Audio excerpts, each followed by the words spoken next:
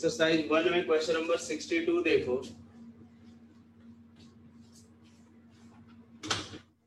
62 देखो भाई, यहाँ पे दे रखा है C vector equals to vector A plus vector B. C equals to क्या दिया हुआ है, अच्छा 71 भी देख लिया जाएगा, vector A plus vector B, यानी सी जो है वो ए और बी का रिजल्टेंट है। अब एक बार देखो, क्वेश्चन में ये तीनों का मैग्नीट्यूड दिया हुआ है। क्वेश्चन में मैग्नीट्यूड दे रखा है ए बी और सी का। सी का मैग्नीट्यूड दे रखा है 13, ए का मैग्नीट्यूड दिया हुआ है 12 और बी का मैग्नीट्यूड दे रखा है 5। ठीक है, चलो उसके बाद थीटा पूछा हुआ है। ये शायद मैंने बताया हुआ है, ये क्लास में करवाया हुआ है ना शायद, ये मैंने क्लास में करवा दिया है यार। बेटा राहुल देख लो यार एक बार, क्लास में करवा दिया है, देख लेना एक बार, हो जाएगा। क्लास में करवाया हुआ है मैंने, हो जाएगा राहुल, बोलो भाई।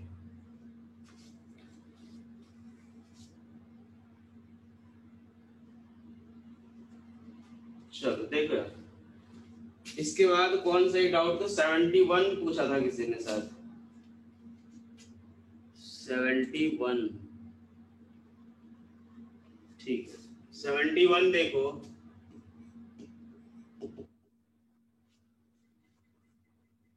कि the ratio of maximum and minimum magnitude of resultant of two vector is 3:1। ठीक है, ए का मैग्नीट्यूड पूछा है, ये भी करवाया हुआ है वैसे, कि मैक्सिमम कितना होगा a प्लस बी 3, ठीक है, और a माइनस बी की value a plus B upon में मिनिमम कितना होगा a माइनस बी। इसके मैग्नीट्यूड का रेशियो 3:1। तो एक तरह से a और b में हमें रिलेशन निकालना है। अच्छा, ये 3 बार करवा दिया मैंने, आओ चलो चौथी बार भी कर ही लेते हैं, मुझे भी याद हो जाएगा। a plus B equals to 3a minus of 3b। a को उधर ले जाते हैं, b को इधर ले आते हैं, 4b equals to 2a, a equals to 2b भाई। ठीक है, चलो 71 के बाद एक 78 देख लेते हैं। ये दे रखा है 11 forces each equal to 5 newton. ठीक है, act on a particle simultaneously if each force makes an angle 30 degree. सारा फोर्स जो है वो 30 डिग्री बना रहा है एक दूसरे के साथ। ठीक है, कितना बना रहा है, 30 डिग्री। तो हमें निकालना है, कहाँ गया क्वेश्चन, 78। हाँ देखो 30 डिग्री लग रहा है, तो उस केस में हमें रिजल्टेंट बताना है। देखो यार एक बार ऐसे समझो, 78 की मान लो अपने पास अगर 3 फोर्स है या 4 फोर्स ले लो, इक्वल है 4 फोर्स, ये F, इधर भी एक F, इधर भी एक F और इधर भी एक F। चारों फोर्स लग रहे हैं, चारों कितने एंगल पे, इक्वल एंगल पे लग रहे हैं। तो इनका रिजल्टेंट क्या होना चाहिए, बोलो भाई, रिजल्टेंट कितना होगा, इनका रिजल्टेंट कितना होगा, बोलो 0। 4 फोर्सेस लग रहे हैं और चारों फोर्स कितने एंगल पे, 90 डिग्री पे लग रहा है। चारों फोर्स कितने पे, 90 डिग्री पे अगर लग रहा है, तो इनका रिजल्टेंट कितना होगा, 0 वेक्टर के बराबर। ठीक है भाई, यानी एक बार देखो कि अपने पास हम ये बोल सकते हैं कि अगर n वेक्टर्स लग रहे हैं, ठीक है, n वेक्टर्स लग रहे हैं और यहां से अगर मान लो 360/4 हमने देखा, जैसे 4 के लिए देखते हैं 360/4 कितना 90 डिग्री पे अगर है 360/4 कितना आएगा 90 डिग्री। अगर 4 फोर्सेज लग रहे हैं और सारे एक दूसरे के साथ 90 डिग्री पे लगेंगे तो उनका रिजल्टेंट कितना आएगा 0। उनका रिजल्टेंट कितना आएगा भाई 0 के बराबर। ठीक है, वही देखो कि अगर मान लो 5 फोर्स अगर ले हम लोग, ठीक है, और 5 फोर्स कितने एंगल पे लगेंगे 360 डिग्री बाई 5 कितना आएगा, तो ये आएगा 72 डिग्री। अगर 5 इक्वल फोर्स लग रहे हैं और सबके बीच का एंगल जो है कितना हो जाए 72 डिग्री, तो इनका भी रिजल्टेंट कितना आएगा 0। इनका भी रिजल्टेंट कितना आएगा 0 के बराबर। ठीक है, बिल्कुल। अभी रुक जाओ। तो अब एक बार देखो, वैसे ही अगर हम बात करें कि एक इन जनरल क्या लिख सकते हैं कि अगर मान लो n फोर्सेज हैं, n फोर्सेज हैं और कितने एंगल पे लगे 360 डिग्री बाई n पे। ठीक है, 360 डिग्री बाई n अगर थीटा आ रहा है और थीटा जो है angle between two vectors, angle between two vectors, तो इनका जो रिजल्टेंट आएगा वो किसके बराबर होगा 0 वेक्टर के बराबर। ये चीज आप ध्यान रखना कि अगर n इक्वल फोर्सेस लग रहे हैं और n इक्वल फोर्स, चलो कोई बात नहीं, ये भी देख लो।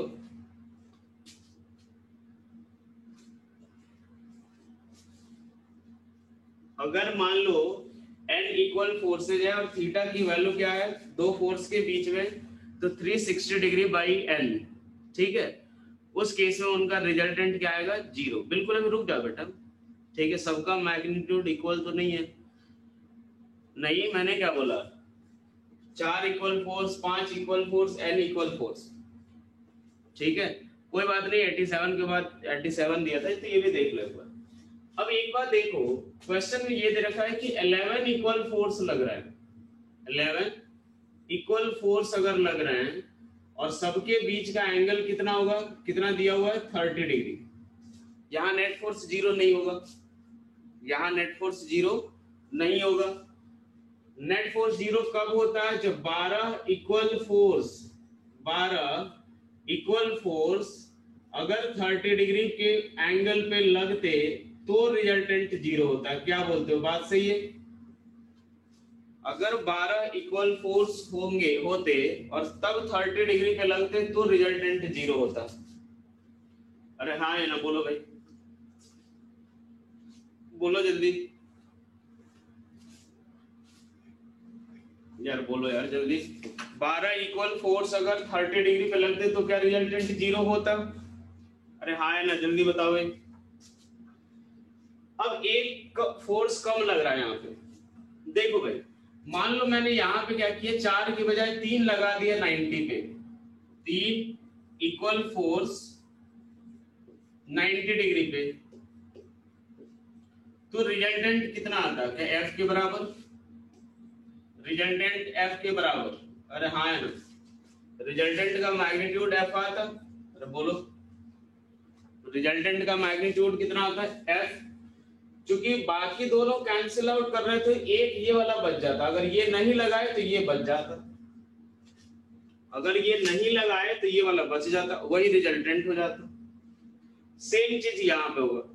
12 अगर होते तो रिजल्टेंट 0 होता, लेकिन लग कितने रहे 11 लग रहे हैं, तो बाकी 10 एक दूसरे को कैंसिल आउट करेंगे, जो कि एग्जैक्टली अपोजिट आएंगे। 10 जो है वो एग्जैक्टली एक दूसरे को कैंसिल आउट करेंगे। बात सही है? बोलो भाई, ये चीज आप विजुअलाइज कर पा रहे हो? पहले हाँ या ना सभी रिप्लाई करो भाई, कि ये विजुअलाइज कर पा रहे हो भाई? ज्यादा है तो आप 30-30 पे बना के देखो, एग्जैक्टली अपोजिट मिलेगा आपको। तो फिर रिजल्टेंट कितना आना चाहिए? अगर 11 फोर्स के लिए कितना रिजल्टेंट आना चाहिए? कितना रिजल्टेंट आना चाहिए? 5 न्यूटन, बिल्कुल सही है, यही हमारा आंसर होगा। बाकी एक बार अगर चाहो तो आप ड्रॉ करके भी देख सकते हो। ये एक्स एक्सिस हो गया, ये वाई एक्सिस हो गया, ठीक है।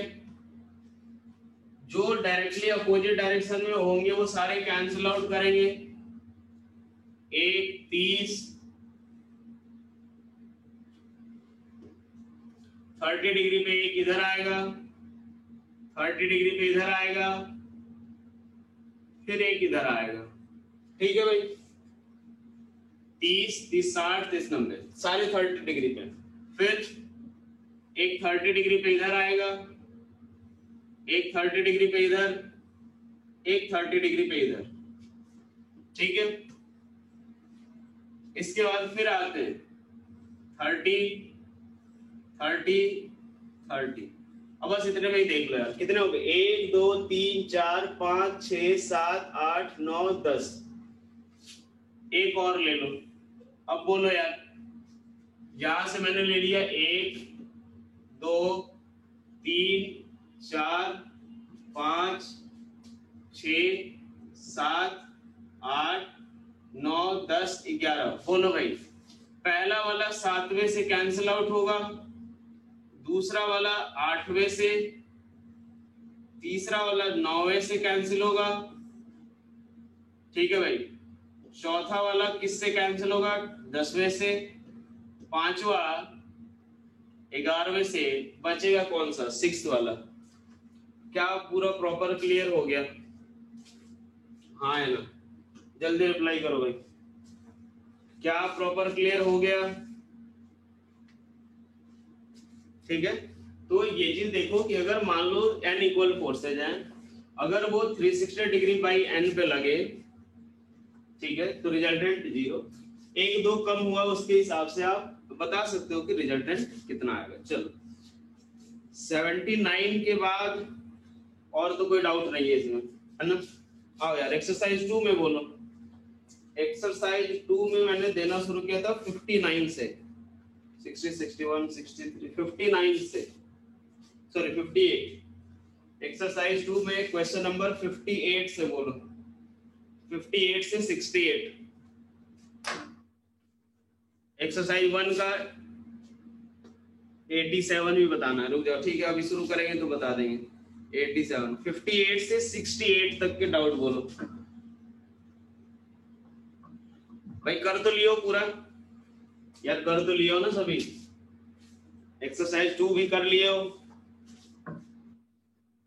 बोलो भाई फटाफट 68 तक के डाउट बोलो। 68 तक के डाउट, 61 63। प्राची नहीं की है बेटा यार, अब ड्रॉप लिए हम लोग, ठीक है। तो यार अब तो काम करने में कोई ढिलाई होनी नहीं चाहिए यार, मतलब ये होना चाहिए कि काम इतना ज्यादा मिले तो भी टाइम बच जाए, बस ये होना चाहिए। बोलो 61 60 सभी करके लाए हो, पहले ये बताओ यार। एक्सरसाइज 2 सभी किए हो तभी डिस्कस कराऊंगा मैं।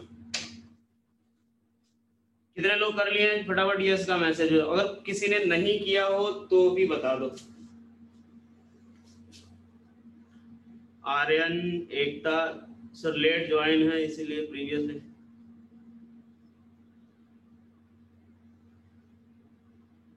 आर्यन और एकता ने बस नहीं किया है, और एक प्राची ने। भाई 3 जन देखो यार, मतलब यार 2-3 जनों के कारण तो फिर मैं रोक नहीं सकता, ठीक है। आपको तो करना चाहिए, खुद के लिए थोड़ा सा प्रॉमिसिंग बनो भाई कि जो काम मिल रहा है, मैंने ये काम शायद संडे को दिया था, बिल्कुल सारे करेंगे अपन, टेंशन मत लो। 61 63 68 और कोई डाउट है क्या 68 तक? एक्सरसाइज 2 में 63 सॉरी 58 से 68 तक में और कोई डाउट हो तो पूछ लेना। चलो 70 तक कर लेते हैं। चलो देखो पहले एक्सरसाइज 1 का 87वां क्वेश्चन देखो। एक्सरसाइज 1 का 87 कहाँ गया?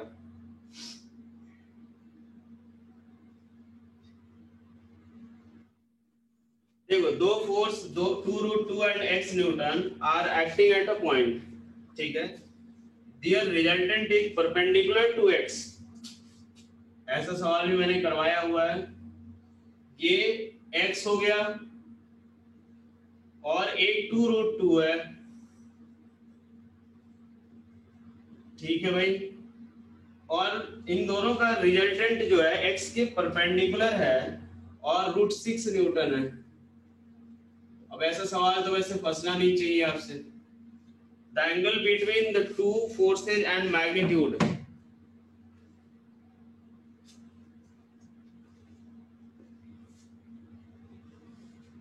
ठीक है यार, 87 दिया तो होगा ही मैंने यार, नहीं दिया है तो कर भी लेना जरूर। यहां से देखो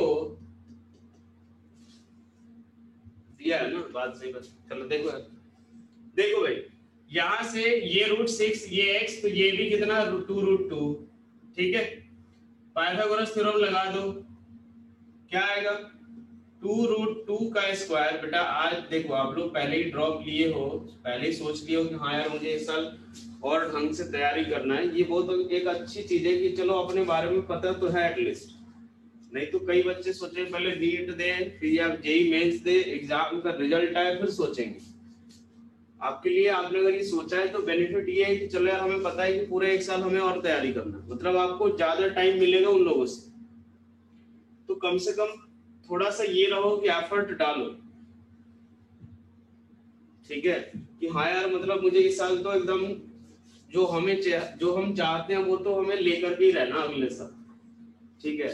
तो आप यही सोच के चलो कि नहीं यार मुझे जो अगर काम मिल रहा है वो सारा काम मुझे करना जरूर है और उसी दिन करना है, ठीक है। चलो देखो, तो √6 का स्क्वायर प्लस x का स्क्वायर, ठीक है, अब ये कितना है 2√2 यानी कितना हो जाएगा 8 equals to 6 plus x square. x की वैल्यू किसके बराबर, तो √2, ये आ गया मैग्नीट्यूड।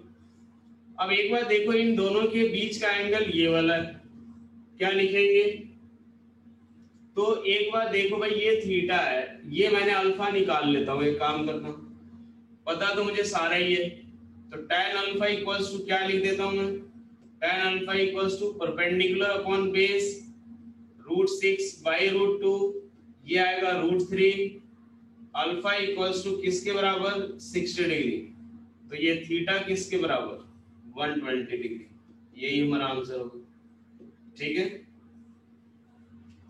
देखो अगर मान लो कभी कभी ऐसा हो ना कि क्वेश्चन आपसे नहीं हो, तो आप पता है क्या किया करो, थ्योरी एक बार रिवाइज किया करो, थ्योरी रिवाइज करो कि हाँ यार उस टॉपिक से रिलेटेड रिवाइज करो, फिर सोचो, तो जाकर के होता है फिर, ठीक है।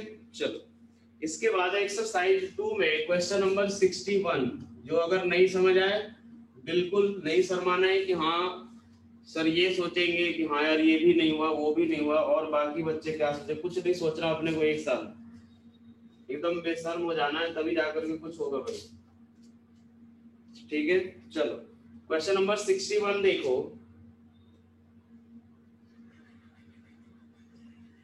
वैसे इसको भी रहने दो, 61 रहने दो, आईजे के जैसी चीजें तो मैंने कराई नहीं अभी, तो अगर दिया है तो छोड़ दो अभी इसको, आईजे के वाली चीजें मैं कराऊंगा उसके बाद में आप हो जाएगी।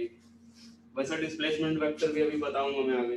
61 के बाद 63, ठीक है। चलो क्वेश्चन नंबर 63 देखो कि a एक वेक्टर है और x जो है एक नॉन जीरो स्केलर है, ठीक है, a जो है वो एक वेक्टर है और x जो है एक नॉन जीरो स्केलर है, मतलब पॉजिटिव नेगेटिव कुछ भी हो सकता है, ठीक है।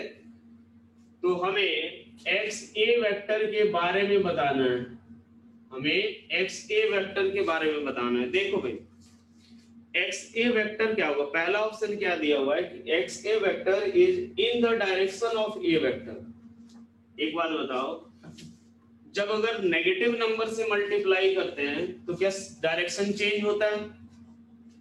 अगर हम नेगेटिव नंबर से मल्टीप्लाई करते हैं तो क्या डायरेक्शन चेंज होता है? हाँ है ना। तो अगर मान लो x नेगेटिव हुआ तो a की डायरेक्शन में तो नहीं आएगा, ठीक है। अगर x नेगेटिव हुआ तो ए के डायरेक्शन में तो नहीं आएगा। ठीक है, चलो मतलब पहला ऑप्शन गलत। दूसरा option x A vector is a vector collinear to A, collinear to A. ठीक है, अब एक बार देखो कि अगर मान लो कि अगर पॉजिटिव हुआ या नेगेटिव हुआ तो क्या लाइन ऑफ एक्शन सेम होगा? पॉजिटिव हुआ या नेगेटिव हुआ तो क्या लाइन ऑफ एक्शन सेम ही रहेगा? हाँ या ना, ये बताओ।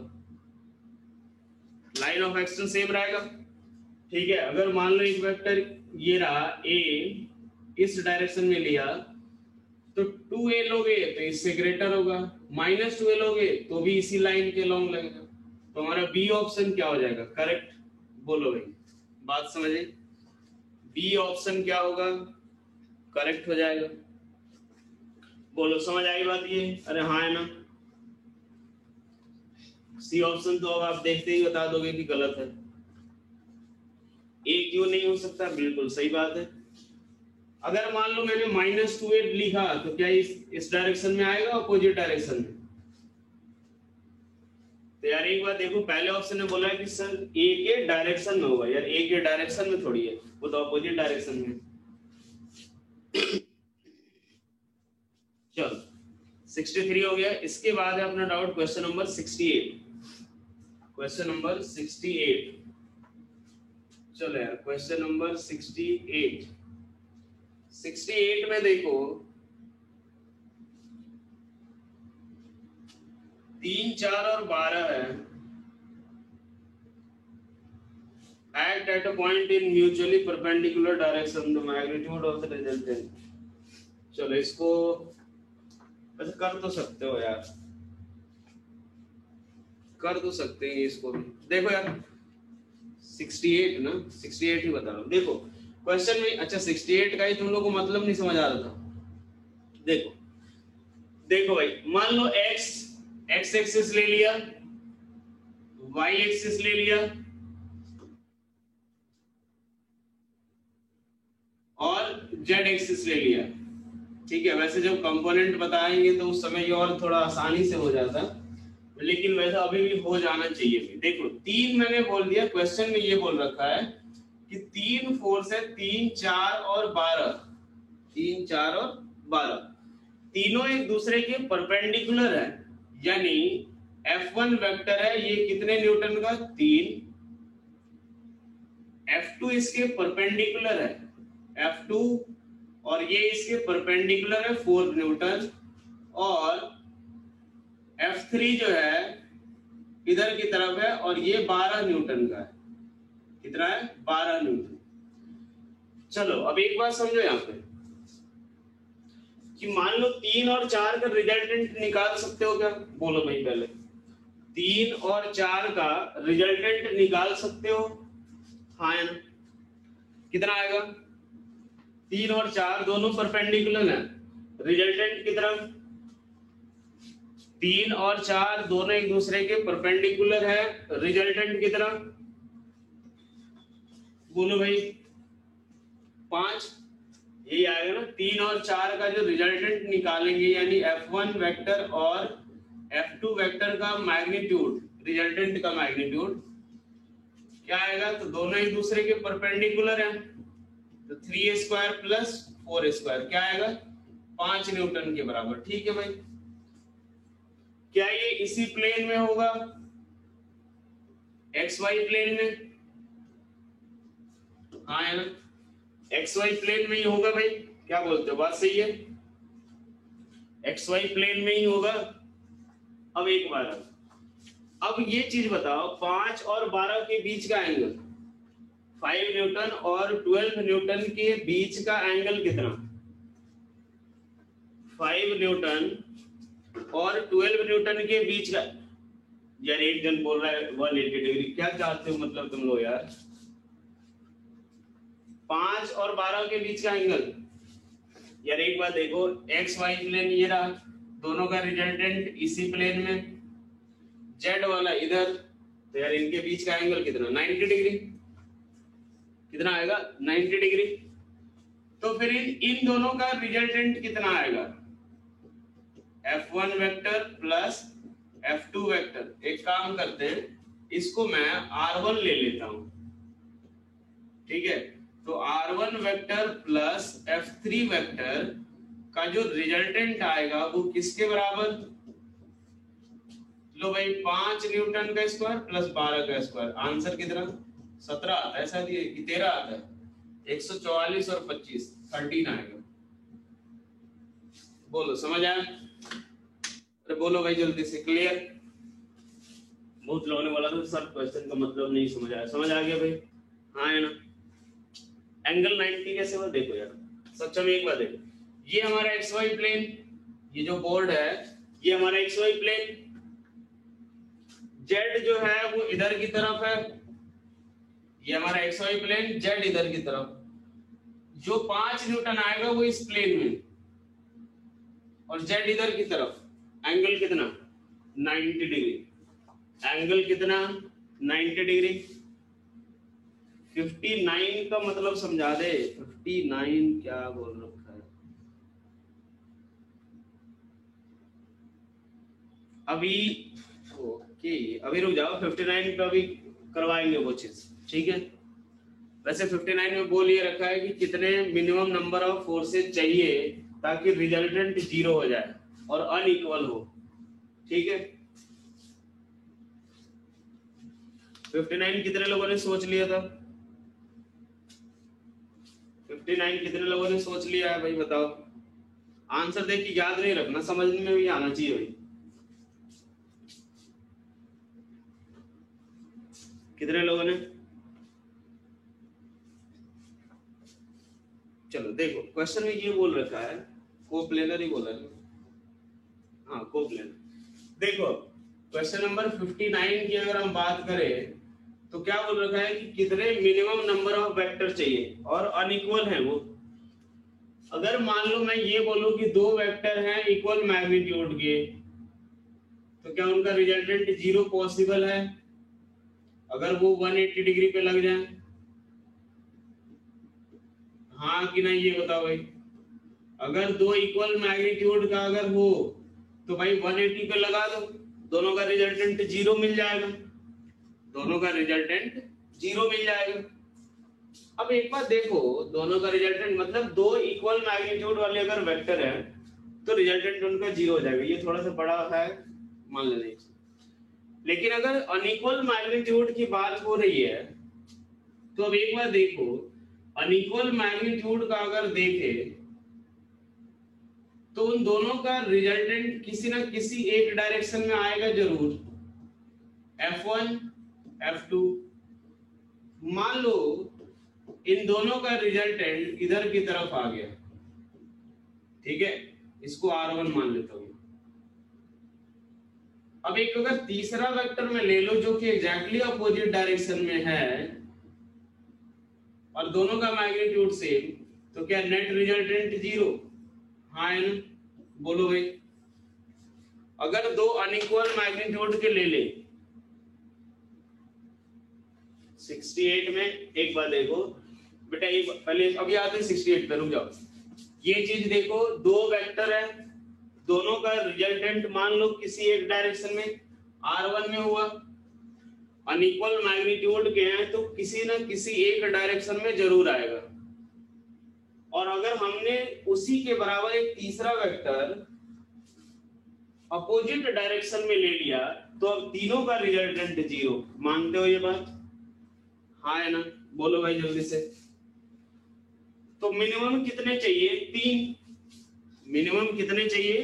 3 वेक्टर चाहिए जिनका रिजल्टेंट क्या हो जाए? 0 के बराबर, ठीक है।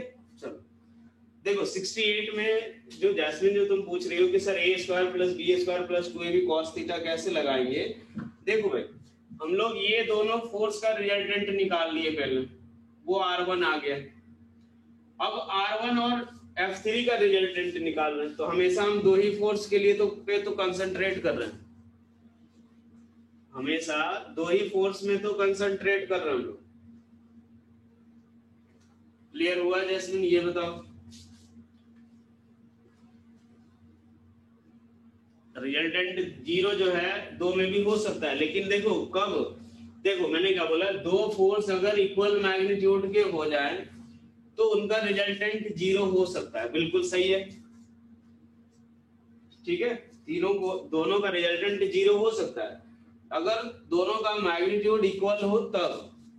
लेकिन एक बात देखो कि क्वेश्चन में ही बोल रखा है कि तीनों का मैग्नीट्यूड अलग अलग है, तीनों का मैग्नीट्यूड अलग अलग है, तो भाई इन दोनों का रिजल्टेंट किसी एक डायरेक्शन में आया। R1 ले लिया हमने, अब R1 और F3 का रिजल्टेंट अगर मान लो दोनों सेम मैग्नीट्यूड के हो, एग्जैक्टली अपोजिट डायरेक्शन के, तो अब नेट रिजल्टेंट जीरो हो गया,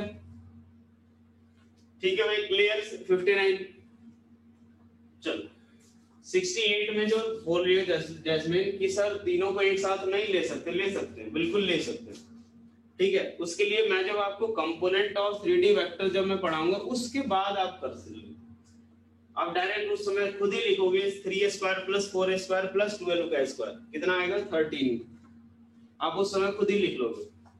अब वो कैसे लिखेंगे तो इसीलिए उस समय के लिए मैं बोल रहा हूँ कि उस समय अपन सोचेंगे इसके बारे में, बाकी अभी के लिए इस तरीके से कर सकते हैं, मतलब ऐसा नहीं है कि ये सवाल हमारे पहुंच से दूर था, इसीलिए मैंने बता दिया। बाकी इसको करने का तरीका वही में सही रहेगा, वहां पे डायरेक्ट एक लाइन में आप आंसर लिखोगे, ठीक है भाई। चलो इसके बाद देखते हैं क्वेश्चन नंबर 70।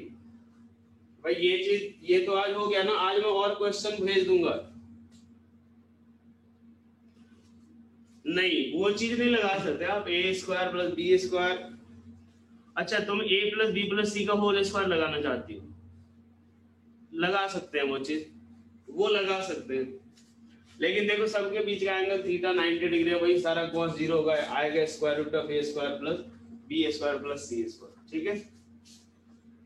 चलो देखो इसके बाद है क्वेश्चन नंबर 70। भाई जितने लोगों ने नहीं किया ना तो वो तो कर ही लेना पहले ये काम कंप्लीट, ठीक है, क्योंकि मैं आज और क्वेश्चन भेजूंगा, अगर बुकलेट में नहीं हुआ तो अलग से भेजूंगा, लेकिन खाली तो बैठने नहीं दूंगा मैं। देखो इधर भाई ये दिया हुआ है कि resultant of two vectors p and q is r, और जो आज मैं दूंगा वो फ्राइडे को डिस्कस होगा भाई, मतलब दो तीन दिन जो बचा इसमें वो पूरा पढ़ेंगे ताकि और क्वेश्चन आपको मिल जाए। देखो दो वेक्टर जिनका रिजल्टेंट दे रखा है r vector, p vector plus q vector equals to r vector, ये दे रखा है if q इज डबल्ड, ठीक है भाई। चलो एक बार ये रहा p वेक्टर, ये रहा q वेक्टर, ये दोनों का रिजल्टेंट r वेक्टर है, इन दोनों का रिजल्टेंट r है। अब ये दिया हुआ है कि अगर q को डबल कर दिया, q को डबल कर दिया हमने तो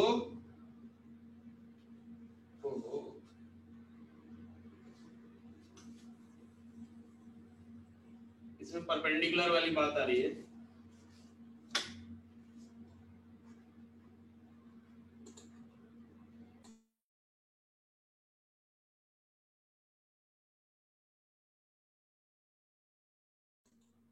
देखो यहां से अगर हम बात करें p वेक्टर इधर, q वेक्टर इधर की तरफ, मान लो इनके बीच का एंगल थीटा और रिजल्टेंट का इधर की तरफ आ रहा है, ठीक है। पहला कंडीशन मैंने ऐसे सवाल को करने के लिए आपको क्या बोला था कि भाई आप पहले जो भी कंडीशन दिया हुआ है उसके हिसाब से इक्वेशन बना लो पहले, तो पहले कंडीशन के हिसाब से मैं क्या बनाऊंगा कि P square plus Q square plus 2pq cos theta equals to R square, यही लिखूंगा मैं। अब इसमें दूसरा कंडीशन क्या बता रखा है कि अगर मान लो q को डबल कर दिया तो नया रिजल्टेंट जो हो गया वो p के परपेंडिकुलर हो गया, यानी p ये रहा और q को मैंने डबल कर दिया भाई, तो जो नया मैग्नेट रिजल्टेंट है वो परपेंडिकुलर हो गया, ठीक है। तो हमें अभी थीटा वही है p और q के बीच का, हमें मैग्नीट्यूड ऑफ आर बताना है। किसका? Magnitude of R. देखो यार, यहाँ पे दूसरा कंडीशन किसके लिए दिया हुआ है कि angle between R and B. तो हमें एक बात बताओ, ये कितने लोगों से हो गया? ये कितने लोगों से हो गया? और माधव से हो गया, विकांशु। चलो देखो, अब यहां से हमें एंगल किसके बीच दे रखा है? आर और पी के बीच में। उसके लिए कंडीशन दिया हुआ है, तो हम क्या करते हैं, tan अल्फा इक्वल्स टू, कौन सा formula? tan alpha equals to किसके साथ एंगल दिया हुआ? p के साथ। तो q sin theta by p plus q cos theta, p plus q cos theta. ठीक है भाई। अब एक बार देखो, यहाँ पे अल्फा 90 डिग्री है, तो tan 90 degree equals to infinity equals to q sin theta by p plus q cos theta. ये हमें क्या बता रहा है कि p plus q cos theta equals to 0 के बराबर, यानी q cos theta equals to minus p के बराबर। ये चीज मैंने कैसे सोचा, कैसे दिमाग में आया कि यार देखो, अब चाहते तो मैं फिर से वही एक रिजल्टेंट डायरेक्ट ऐसे लिख लेता कि R square equals to P square plus 2p 2q का स्क्वायर, कुछ ऐसे। लेकिन अब एक बार देखो, हमें आर के बारे में कुछ चेंज हुआ वो बताया नहीं है, बस एंगल से रिलेटेड चेंज बताया। तो हमें ये इक्वेशन क्या हो गया, q sin थीटा, सही तो लिखा मैंने यार, q sin थीटा लिखा तो है। अच्छा ये चीज 2q sin थीटा, हाँ डबल हो गया ना। देखो भाई, तो मैं ये बोल रहा हूँ कि यहाँ से q cos 2q cos theta को क्या लिखे? Minus p। तो ये चीज कैसे आया कि एंगल से रिलेटेड दे रखा है, ठीक है। अब एक बार देखो, तो इस केस में अपने पास 2 cos थीटा को क्या लिखोगे? माइनस p, बस सवाल खत्म। यहाँ से आर स्क्वायर इक्वल्स टू क्या लिखोगे? P square plus Q square. 2q cos theta को क्या लिखोगे? माइनस p, तो माइनस पी स्क्वायर, यहाँ से कैंसिल आउट हो गया, r इक्वल्स टू q के बराबर। बोलो समझ आई बात? अरे हाँ है ना, r इक्वल्स टू q के बराबर। बोलो क्लियर? अरे हाँ है ना। चलो 70 तक हो गया, 71 से 80 तक के बोलो, आज इसको खत्म ही कर ले। 71 से 80 तक, 71 से 80 तक। यार एक काम करो, अब इसके बाद का डिस्कशन हम लोग सैटरडे फ्राइडे को करेगा।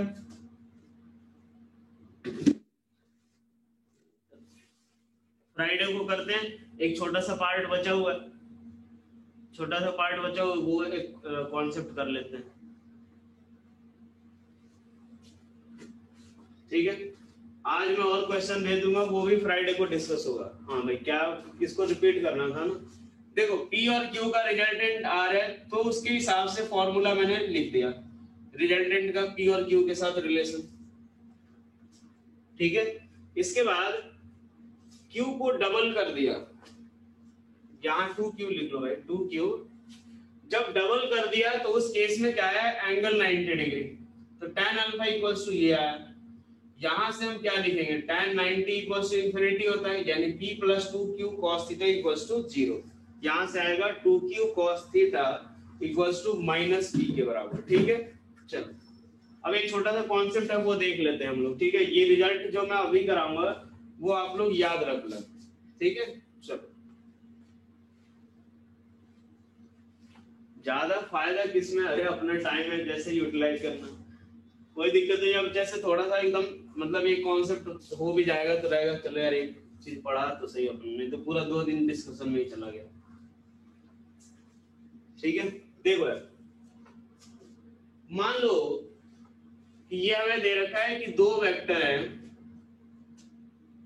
A और B, ये रिजल्ट आप याद भी रखना। 2 वेक्टर है A और B, और उनके बीच का एंगल कितना है? थीटा के बराबर। इनके बीच का एंगल कितना है, थीटा के बराबर। हमें ये दे रखा है कि दोनों का मैग्नीट्यूड सेम है, दोनों का मैग्नीट्यूड सेम है आर के बराबर। अब एक बात देखो यार, दोनों का मैग्नीट्यूड सेम है आर के बराबर, उन दोनों के बीच का एंगल कितना है, थीटा के बराबर, ठीक है। अब एक चीज समझो कि हमें इसका रिजल्टेंट निकालना है। यहाँ पे दो मैथमेटिकल फॉर्मूले में मैं बताऊंगा, वो भी आप जरूर याद रखना क्योंकि वो फिजिक्स में काफी ज्यादा यूज होता है, ठीक है। देखो क्या करेंगे, अपने पास मान लो रिजल्टेंट इधर कहीं आया और कितना एंगल बना रहा है, अल्फा के बराबर, ठीक है। चलो आर स्क्वायर इक्वल्स टू क्या लिखोगे, A square plus B square, कोई बात नहीं, R square equals to A square plus B square plus 2ab cos theta के बराबर, यही लिखेंगे। आर स्क्वायर इक्वल्स टू क्या लिखोगे, A square plus B square plus 2ab cos theta.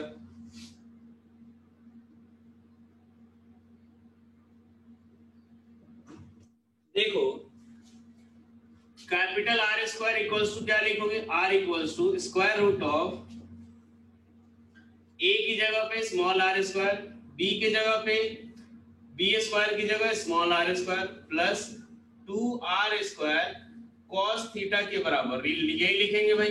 इतनी बात क्लियर है सभी को, हाँ है ना, इतनी बात क्लियर है। चलो यहां से क्या लिखोगे, square root of 2r square plus 2r square cos theta, ठीक है। ये हमारा कैपिटल आर हो गया। कैपिटल आर इक्वल्स टू क्या ले लेते हैं, 2r स्क्वायर कॉमन ले लो, क्या बचेगा भाई, 2r स्क्वायर कॉमन ले लो, यानी √2r कॉमन आएगा इनटू 1 प्लस cos थीटा के बराबर, ठीक है भाई, हाँ है ना, √2r into 1 plus cos theta, यही आएगा। क्या बोलते हो, सही है, बोलो यही आएगा, हाँ है ना, अरे यही आएगा। देखो अब एक चीज देखो, cos 2 थीटा का फॉर्मूला हमें ध्यान रखना है।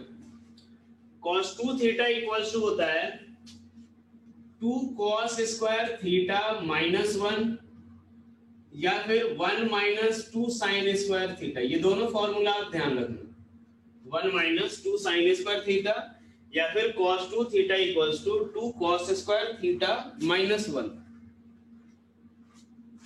नहीं अभी और सॉल्व करना है, और एक और फॉर्मूला यूज आएगा, चलो ठीक है भाई, अभी उस पे बाद में बात करेंगे। यहां से इधर ले आओ, जब ये 2 थीटा है तो यहाँ पे थीटा, इसको इधर ले आओ, 1 plus cos 2 theta equals to क्या लिखोगे, 2 cos स्क्वायर थीटा। फॉर्मूला भाई हमारा ये वाला याद रखना है, ठीक है। देखो यार बस एक और हो जाता है इसमें, cos square theta minus sine square theta, बाकी ये काफी कम यूज होता है, ठीक है। देखो 1 plus cos 2 theta equals to क्या आएगा, 2 cos स्क्वायर थीटा। तो क्या मैं 1 plus cos theta equals to ये लिख देना चाहिए हमें, 2 cos स्क्वायर थीटा बाई 2, हाँ है ना। 1 plus cos theta equals to क्या लिख देना चाहिए, 2 cos square theta by 2, 1 plus cos theta लिख दिया मैं। तो रिजल्टेंट r का जो मैग्नीट्यूड आएगा वो √2r into square root of 2 cos square theta by 2। यहां से देखो सॉल्व करोगे कितना आएगा, 2r cos थीटा बाई 2। बोलो भाई किसी को इसमें कोई डाउट हो तो पूछ लो भाई, फटाफट बोलो भाई, किसी को इसमें कोई डाउट हो तो पूछो पहले, बोलो जल्दी, किसी को इसमें कोई डाउट हो तो पूछो।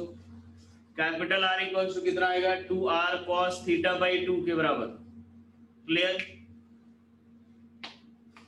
Capital R equals to 2R small r cos theta by 2। Clear इतनी बात भाई? बोलो जल्दी से हाँ है ना?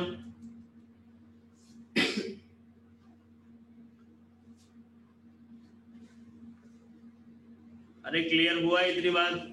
ये फॉर्मूला आप ध्यान रखना कि अगर मान लो दो वेक्टर जिनका मैग्नीट्यूड सेम हो तो उनका रिजल्टेंट क्या आएगा? 2r cos theta by 2। चलो अब एक और चीज हम निकालते हैं इसमें, जो अल्फा की वैल्यू है, रिजल्टेंट जो है वो कितना एंगल फॉर्म कर रहा है ए के साथ, तो उसके लिए क्या फॉर्मूला होता है?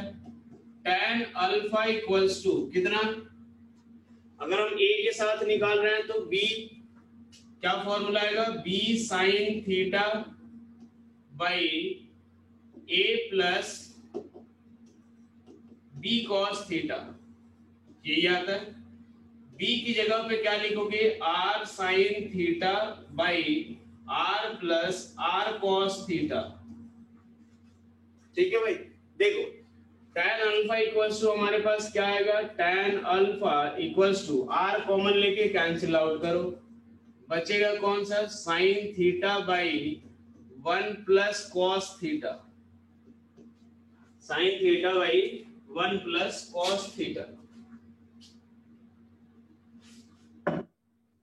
अब यहां से देखो एक और फॉर्मूला हमें ध्यान रखना है, sin 2 थीटा इक्वल्स टू होता है 2 sin theta into cos theta. sin 2 theta का फॉर्मूला क्या होता है? 2 sin theta into cos theta. अगर मैं sin थीटा, ये फॉर्मूला भी आप ध्यान रखना भाई, ये दो फॉर्मूले मैंने जो आज बताए वो फिजिक्स में काफी ज्यादा फ्रीक्वेंटली यूज होगा। sin थीटा को क्या लिख सकते हैं? तो इसका half 2 sin theta by 2 into cos theta by 2।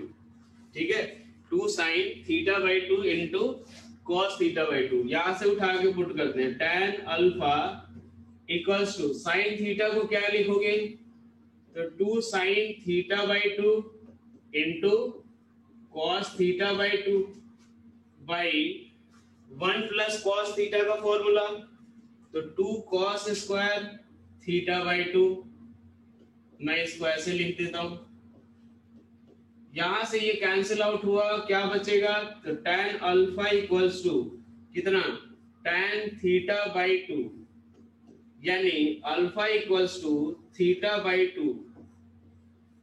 ये हमें क्या बता रहा है कि जो रिजल्टेंट होगा वो एंगल बाइसेक्टर पे होगा। रिजल्टेंट जो होगा वो कहां पे? एंगल बाइसेक्टर पे। It means at angle bisector of, it means along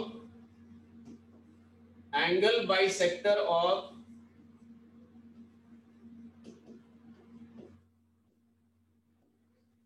vector A and B,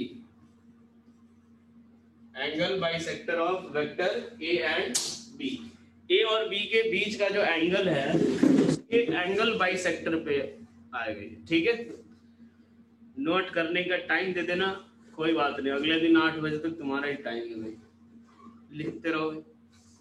ठीक है, तो आज यही तक रहने देते हैं। कल जो है हम लोग प्रॉपर्टी देख करके सब्ट्रैक्शन ऑफ वेक्टर स्टार्ट कर लेंगे। ठीक है, और कुछ क्वेश्चन मैं और आप लोगों को डीपीपी के तौर पे भेज दूंगा, वो भी सॉल्व कर लेना। जो फ्राइडे वाली क्लास होगी उसमें ये बुकलेट का जो बचा हुआ है और जो आज मैं दूंगा वो भी सारे डिस्कस होंगे।